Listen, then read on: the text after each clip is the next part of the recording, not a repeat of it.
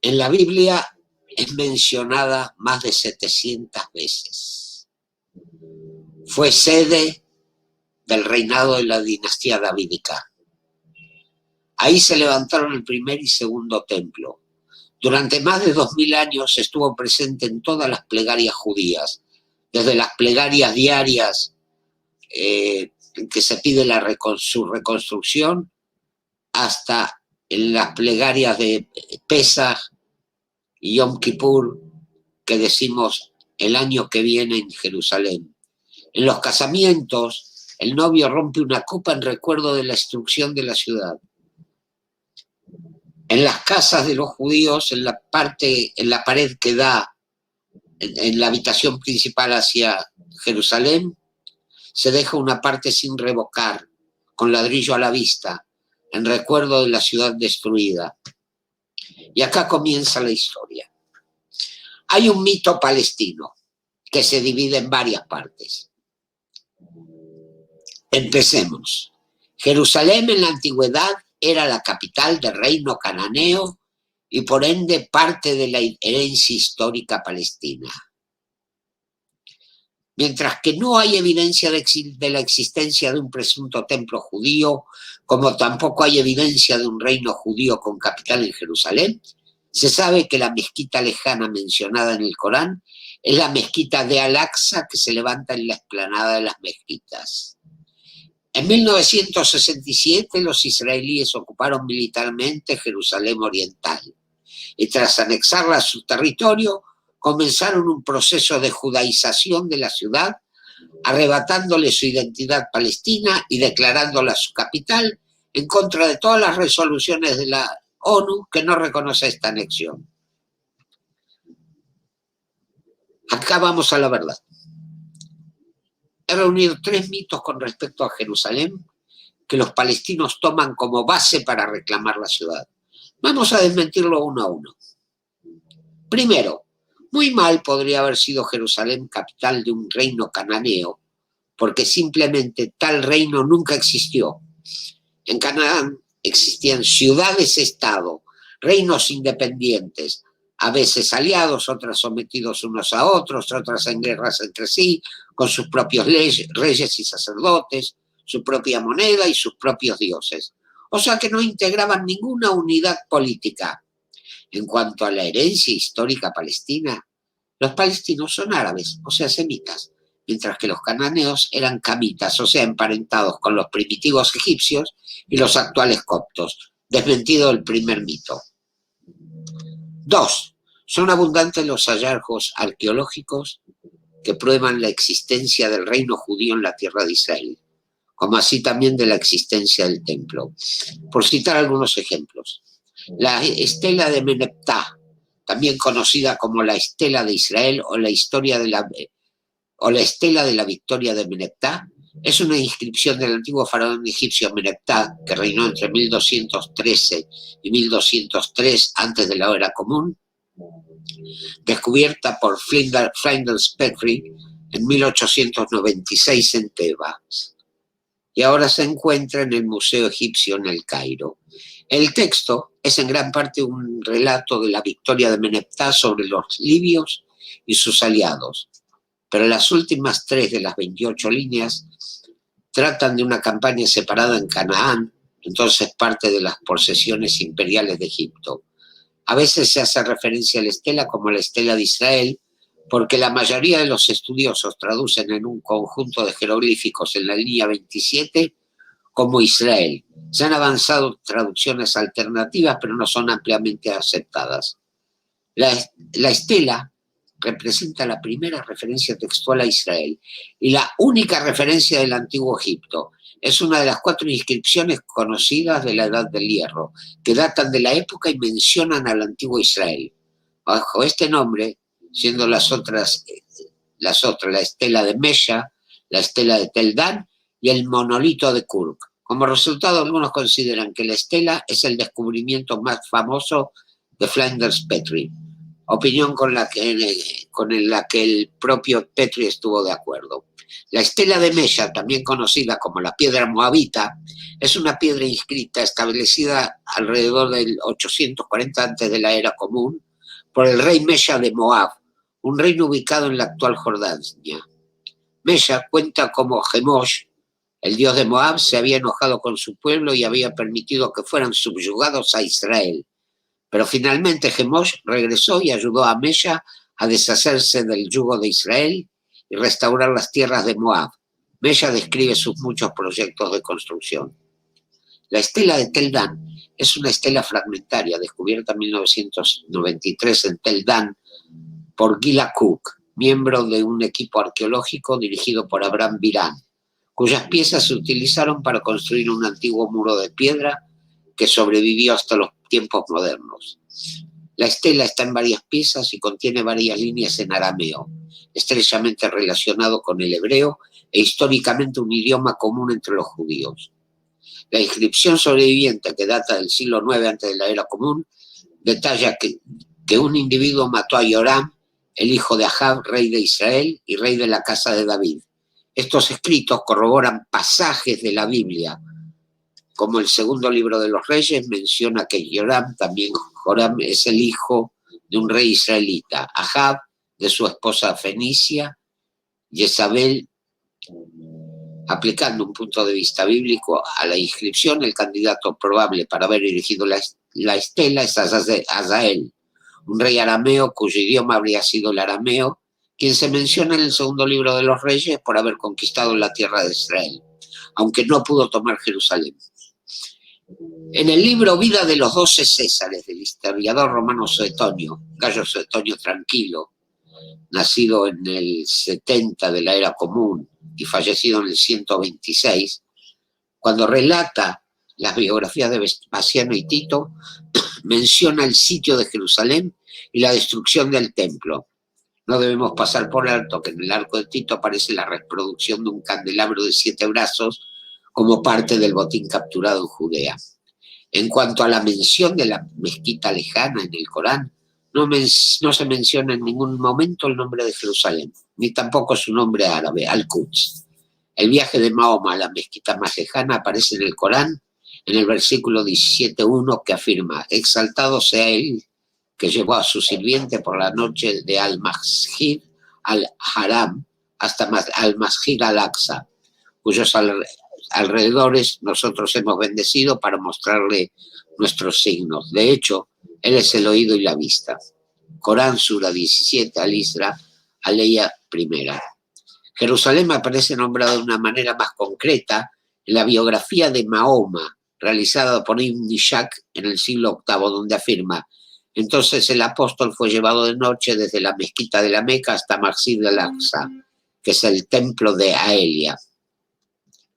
Aelia Capitolina fue el nombre oficial romano y bizantino para Jerusalén desde el año 130 de la era común hasta la conquista musulmana. Ok, pasemos a tiempos más modernos. En el año 1860 se fundó Yemin Moshe. Fue el primer barrio judío levantado fuera de las murallas de la ciudad vieja de Jerusalén. Hoy es conocido por su magnífica urbanización y vistas, con unas 100 casas que dan al lado occidental de la ciudad vieja. Fue por iniciativa del filántropo británico Sir Moses Montefiore, que construyó nuevas casas en esta colina para aliviar la congestión y pobreza del barrio judío de Jerusalén. La primera construcción se llamó Mishkenot Sha'anim. Hoy es un hostal original. El barrio es identificable fácilmente por el gran molino de viento, que nunca estuvo operativo, visible desde muchos lugares de la ciudad que hay en la cima de la colina, oteando el Valle Hinnom en la calle de King David.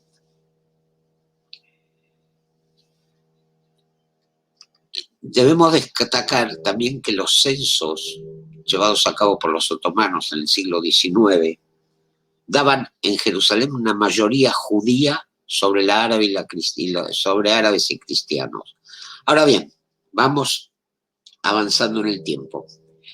El 29 de noviembre de 1947, la Asamblea General de las Naciones Unidas vota la resolución 181 de partición de Palestina en 2 estados, uno árabe y el otro judío, en realidad del 20% del territorio original del mandato, dado que en el 80% restante los británicos habían creado el Emirato Árabe de Transjordania, la actual Jordania.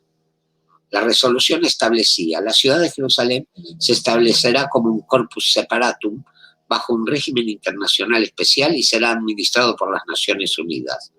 Precisaba que la ciudad de Jerusalén incluiría la municipalidad de Jerusalén y las ciudades y pueblos de su periferia, siendo el más oriental Abu Dis, el más meridional Belén, el más occidental En Karim, incluyendo el área urbanizada de Moza, y el más septentrional Shofat.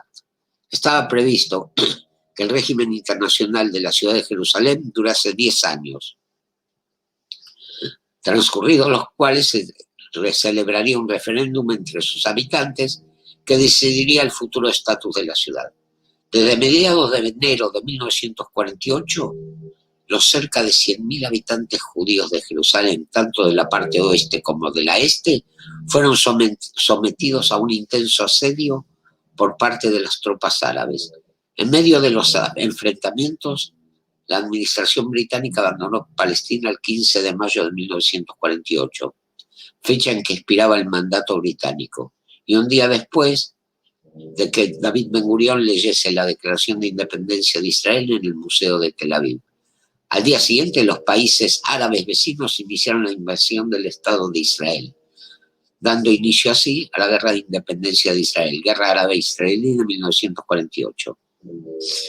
El 28 de mayo de 1948, tras 5 días de bombardeo de artillería, una brigada de la Legión Árabe de Transjordania, al mando del teniente Abdullah Tel, que posteriormente fue primer ministro jordano, captura Jerusalén Oriental. Los 2.000 habitantes del barrio judío de la ciudad vieja fueron expulsados en masa cuando la Legión Árabe lo ocupó en esa fecha. El comandante jordano que lideró la operación informó a sus superiores: por primera vez en 1000 años no queda un solo judío en el barrio judío, ni un solo edificio se mantiene intacto. Esto hace que el retorno de los judíos aquí sea imposible. 2 días después, la sinagoga Hurba, construida originalmente en 1701, fue volada por Fauzi el-Kutub, un antiguo miembro de los voluntarios musulmanes de las SS durante la Segunda Guerra, entrenado en el uso de la preparación de explosivos. Lo hizo diciendo: para que ningún judío vuelva a orar en la ciudad de Jerusalén. El esfuerzo militar que permitió mantener abierto el camino entre Tel Aviv y Jerusalén para evitar que los barrios judíos de la ciudad cayeran en manos jordanas llevó varios meses de intensas luchas y fue uno de los que más vida les costó a Israel en toda su historia. La partición prevista por la ONU nunca se llevó a cabo a efectos reales, debido a la guerra civil y a la posterior guerra árabe-israelí, durante la cual Jerusalén fue ocupada por las tropas de Jordania. El conflicto dejó la ciudad dividida en 2 hasta su reunificación tras la Guerra de los 6 días. En noviembre de 1948 se estableció una tierra de nadie entre las posiciones militares de ambos ejércitos. Moshe Dayan, comandante de las fuerzas israelíes en Jerusalén, se reunió con su homólogo jordano Abdullah Tel en una casa desierta del barrio jerusalemítano de Musrara y trazaron en un mapa las posiciones de ambos, la posición israelí con una línea roja y la jordana con una línea verde. El armisticio árabe-israelí de 1949 se estableció sobre la base de la línea de demarcación llamada línea verde, fijada por el avance militar de ambas partes. Dejaba la parte oeste del lado israelí, mientras que la parte este quedaba en manos de Jordania, incluyendo la ciudad vieja, pero con excepción de un enclave israelí en el monte Scopus, donde se encontraba la Universidad Hebrea y el Hospital Hadassah, instituciones que suspendieron sus actividades en esa zona hasta después de la Guerra de los 6 días. Se erigieron barreras de alambre de espino y de cemento por el centro de la ciudad, pasando cerca de la puerta de Yafo, en la zona oeste de la ciudad vieja amurallada. Y se estableció un paso fronterizo en la puerta Mandelbaum, algo más al norte. Hubo frecuentes escaramuzas que amanecieron en alto el fuego sin llegar nunca a romperlo. 53 sinagogas, muchas de ellas de gran valor histórico, fueron destruidas o convertidas en depósitos, como el complejo de las sinagogas sefaradíes de Nachmanides. Un ejemplo de esta destrucción fue la voladura de la sinagoga Jurba. Quiero dejar en claro, las sinagogas de sefaradíes datan de la Edad Media. Fueron establecidas por el sabio Nachmanides cuando debió emigrar de España por haber sido exiliado por el rey. Él fundó esas sinagogas y casas de estudio. Ya hemos hablado cómo fue destruida la sinagoga Jurba, actualmente reconstruida. El cementerio del Monte de los Olivos, uno de los más antiguos y donde estaban sepultadas generaciones enteras de sabios, fue profanado. Muchas de sus lápidas se usaron para pavimentar caminos. Y junto al Muro de los Lamentos se construyeron mingitorios públicos. Durante 19 años, los judíos no tuvieron acceso al lugar más sagrado del judaísmo, en contravención con lo estipulado en la Resolución 181, y Jerusalén Oriental quedó sumida en el abandono total. En 1967, Israel no ocupó Jerusalén. Israel la recuperó y la unificó. Jerusalén volvió a ser un todo y actualmente está restaurada y abierta a todos los cultos. Y en cuanto a la judaización, señores, siempre fue una ciudad judía. Y no importa lo que diga la ONU, Jerusalén pertenece por derecho histórico a Israel y es la capital eterna e indivisa del pueblo judío.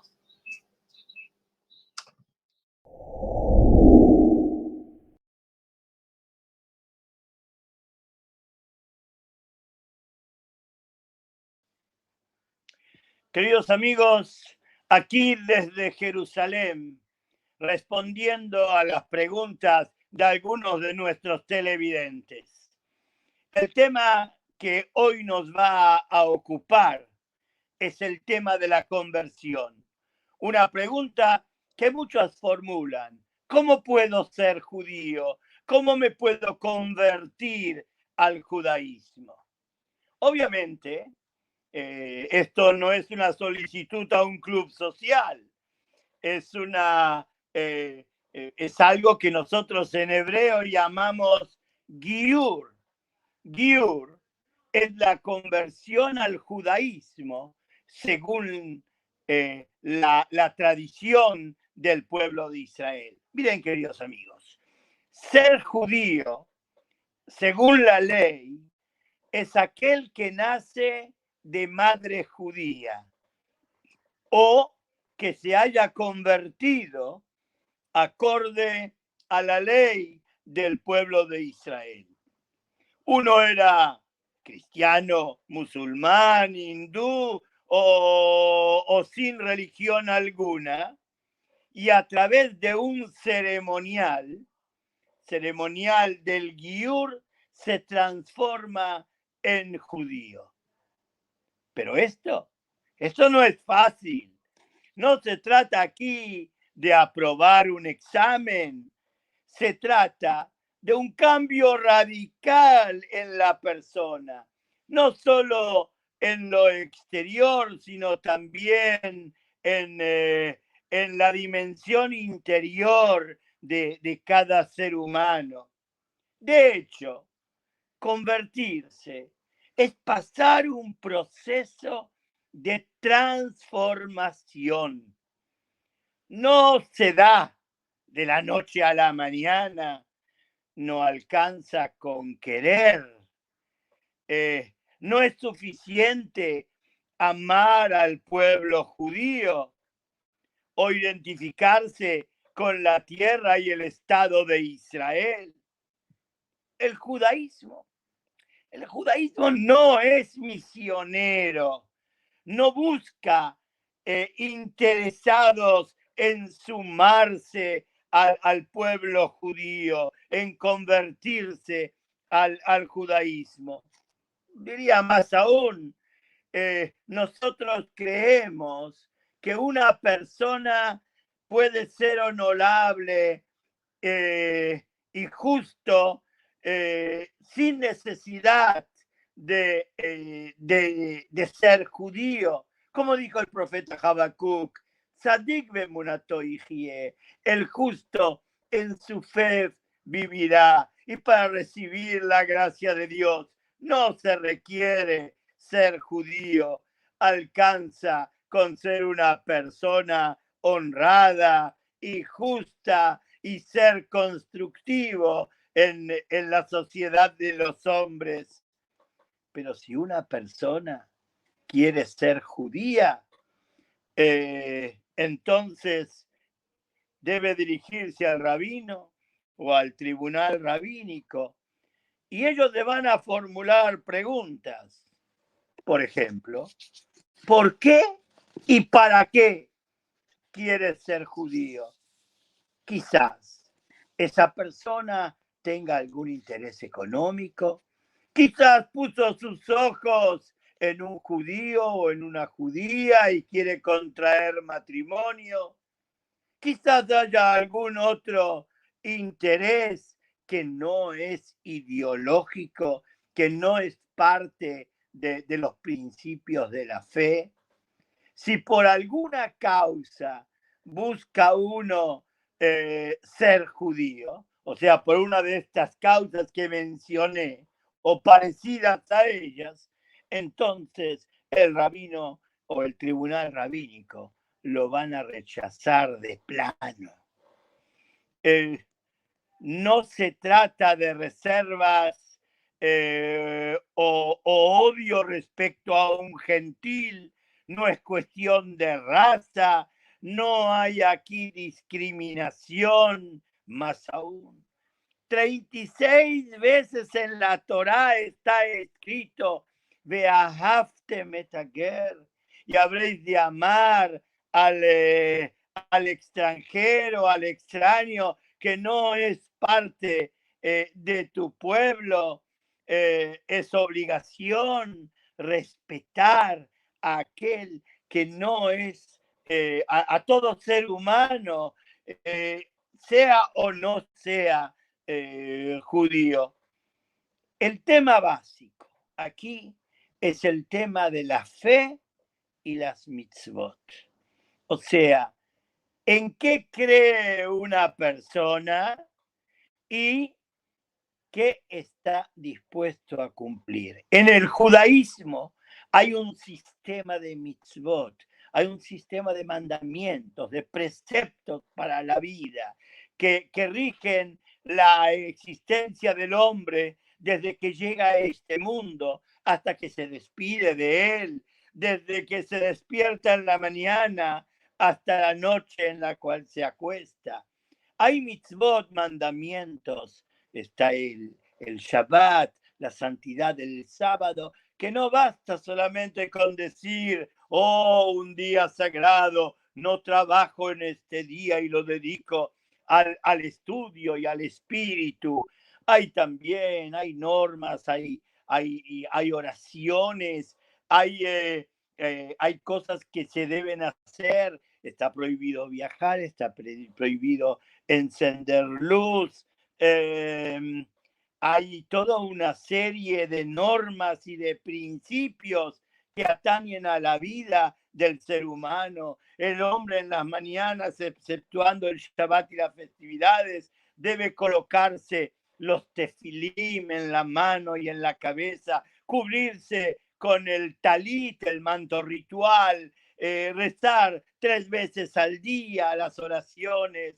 Hay preceptos alimentarios, normas alimentarias, la comida kasher o kosher es parte de nuestra vida. Quien no está dispuesto a asumir estos principios no puede siquiera pensar en poder ser aceptado por un tribunal rabínico para efectuar su conversión.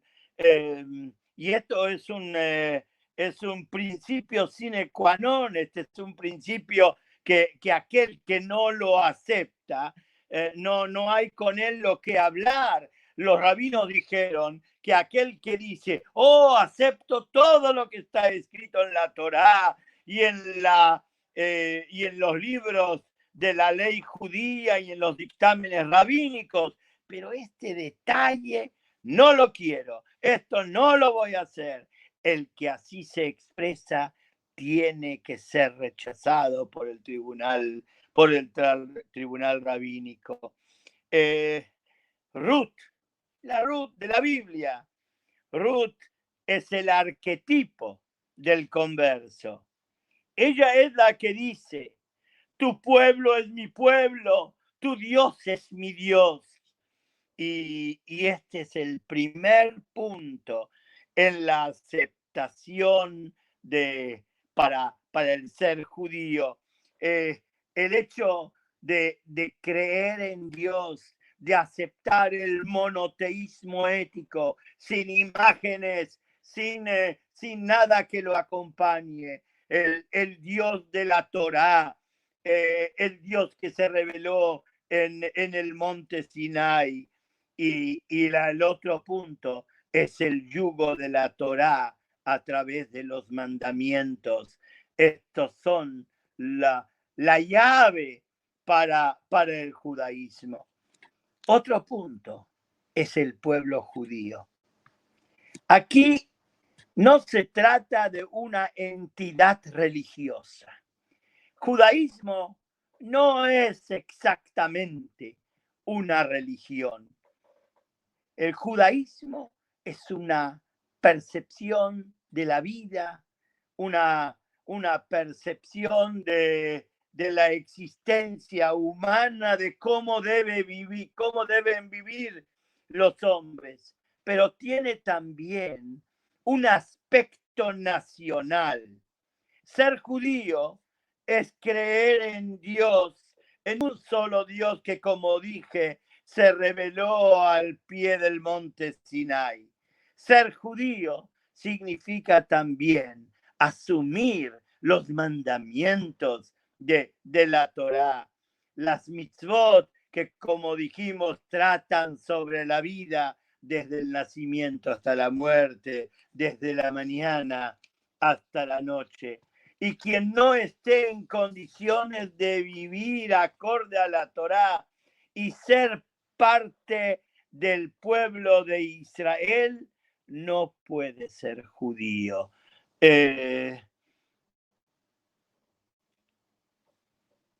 Para ser judío hay que vivir en comunidad, hay que ser parte de las comunidades judías, hay que sentirse comprometido con el pueblo de Israel doquiera que se encuentre.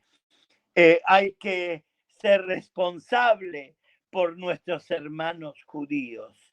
Hay que manifestar nuestro deseo inexorable de vivir como judíos. Fíjense, una de las preguntas que formulan los rabinos cuando alguien viene a querer convertirse es ¿por qué quieres convertirse? Y le dicen, pues, así lo trae también el Talmud, pues, ¿qué has visto que te quieres convertir al judaísmo? ¿Acaso no sabes que nos persiguen, que nos discriminan, que somos víctimas de atentados en todo lugar donde nos encontremos, aún dentro del Estado de Israel? La pertenencia al pueblo judío puede llegar a ser peligrosa porque terroristas hay en todos lados, también aquí en Israel,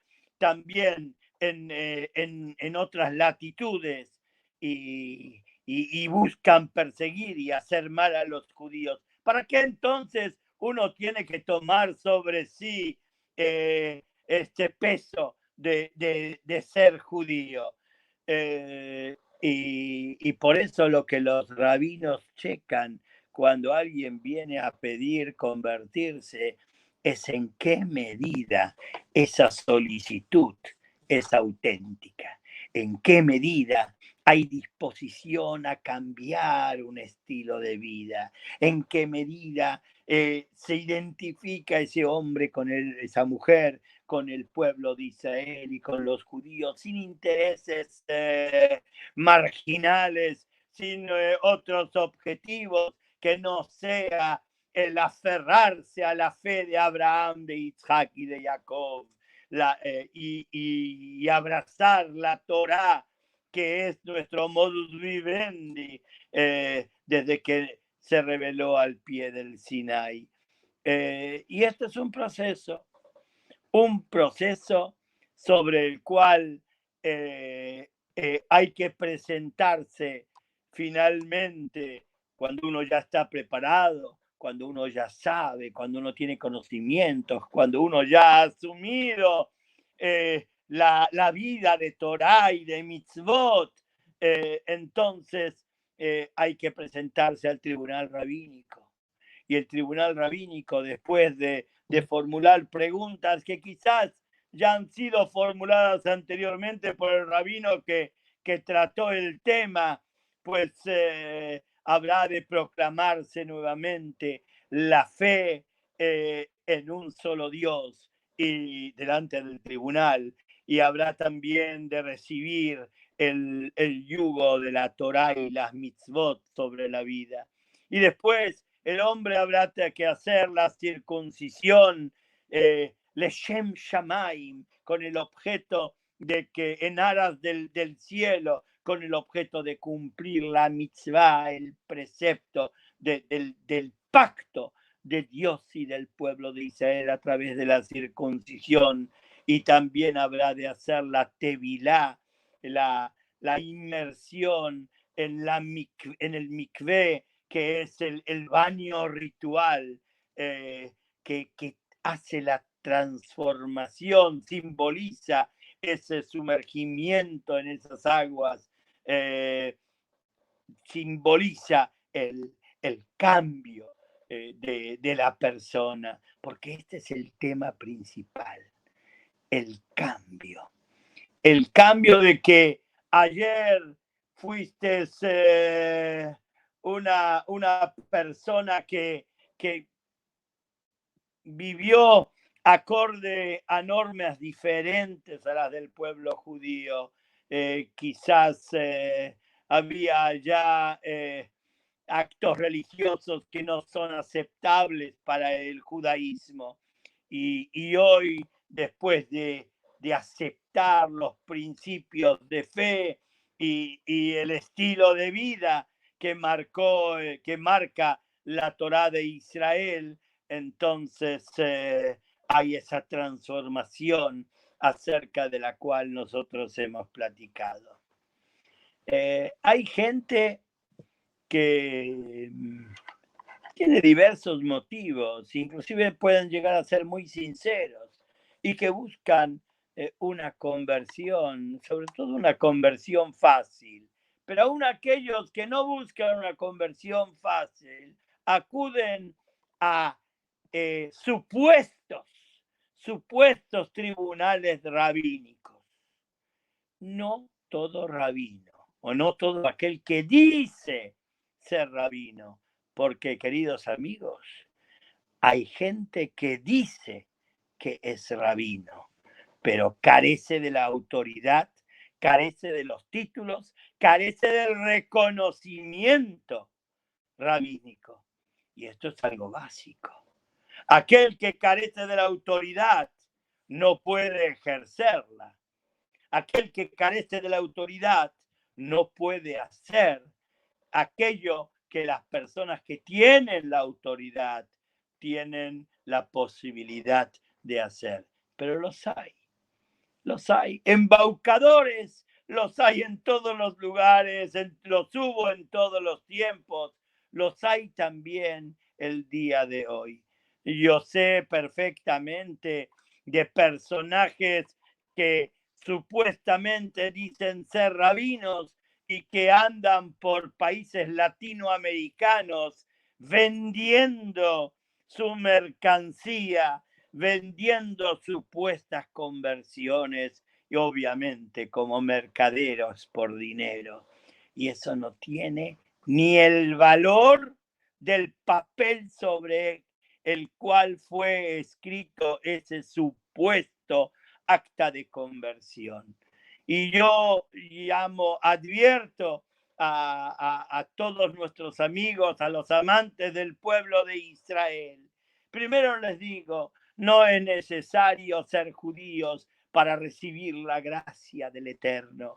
No es necesario ser judío para tener las creencias adecuadas en esta vida. Puede ser uno no ágida, puede uno cumplir con las 7 mitzvot de Noé y tener abiertas las puertas de la eternidad. Pero si alguien insiste en querer ser judío y lo hace con amor y lo hace con entrega y lo hace con el deseo demostrado, con los créditos que tiene de haber hecho cambios radicales en su vida personal, en su vida cotidiana, entonces debe cuidarse de conversiones falsas. Es una pena crear tanta desilusión en gente buena porque creen que si porque alguien tiene barba o anda con un sombrero es suficiente para poder llamarlo rabino. Solo aquellos rabinos que estamos reconocidos en el superior rabinato de Israel, lo que llamamos la Rabanuta Rashid, son aquellos que tienen la capacidad legal de poder efectuar una conversión, un giur.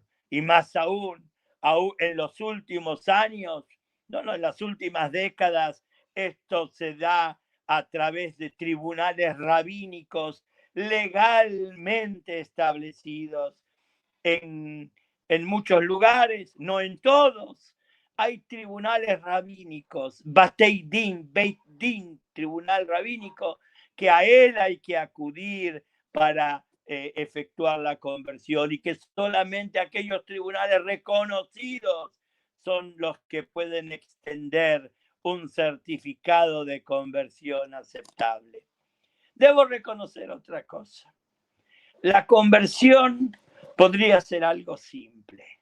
Podría ser algo en el cual venga la persona, manifieste su amor por su fe en un Dios, su amor por la Torá, su compromiso para cumplir las mitzvot, los mandamientos de Dios y aquello que legislaron los rabinos a lo largo de las generaciones, puede estar cumpliendo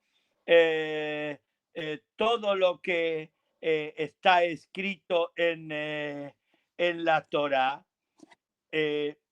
y ser víctima de estas falsas conversiones. Así que cuidado, queridos amigos, cuidado con ello. Y decía, debo reconocer algo.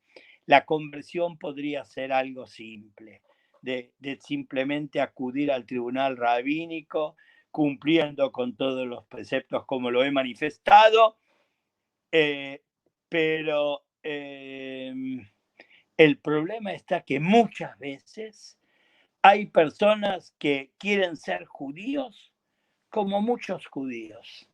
Y una parte considerable del pueblo de Israel no vive exactamente acorde a la ley judía. No cumple todas las mitzvot. Muchos de los mandamientos son parte del folclore y de las costumbres familiares de su entorno social, pero hay muchas cosas respecto al Shabbat, quizás respecto a las comidas, que no necesariamente las cumple. Pero el que se quiere convertir y ser como el otro judío, que no vive acorde a la ley. Esto es lo que crea el problema en la conversión, porque no se habrá de aceptar a aquel que